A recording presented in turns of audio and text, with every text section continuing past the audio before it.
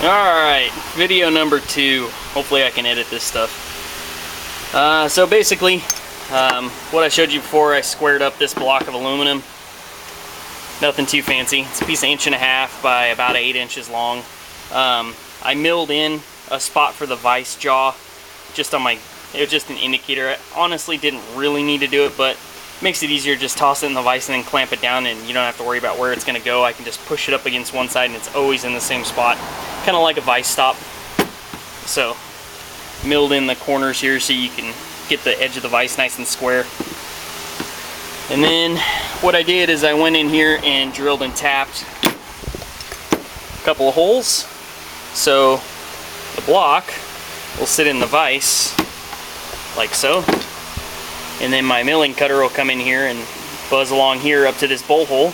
And then I'll undo it, flip it 180 degrees, and go flip this way. So let me pull it off here. Unfortunately, I had 2 different size screw heads here, and I should have made this little tab a little larger, so I had to kind of custom make a countersunk button head type screw out of a countersink flathead screw, machine screw that I had sitting here. So let me pull this thing out of here real quick. And I kind of mangled the threads on this when I was modifying it, but you can see it's countersunk, but I had to round it over. Sorry, this camera doesn't do very good.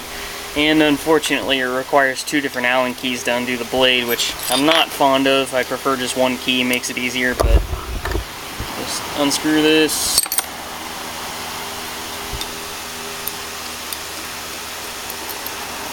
Now, don't necessarily need the washer, but so now the blade, if it gets milled on this side, flip it over, line up the holes, bolt it down, does that side. I've also got it set up for the mini blade. So same thing, goes here, got a hole indicated here, slide it on there, she's good to go. So now what I'm going to do is grab one of these frames, and on the opposite side of this jig, I'm going to set up a nice square section with a hole and a couple of these 440 holes tapped and screwed in so that I can mill the fullers on this and have one jig for one type of folder. And I'll just mark on here Warhorse and Warhorse Mini, and then I will have a jig that I can set in my box and come back to it anytime I need to. Or if Alpha Hunter decides to have anybody else do this run in a different way, I could mail them a jig if they just send it back to me when they're done. So alright, with any luck I can edit some of these videos together so you guys don't have to watch 15 different videos, but so far so good. I'll give you an update once I get the other side done. I'm gonna go get some lunch.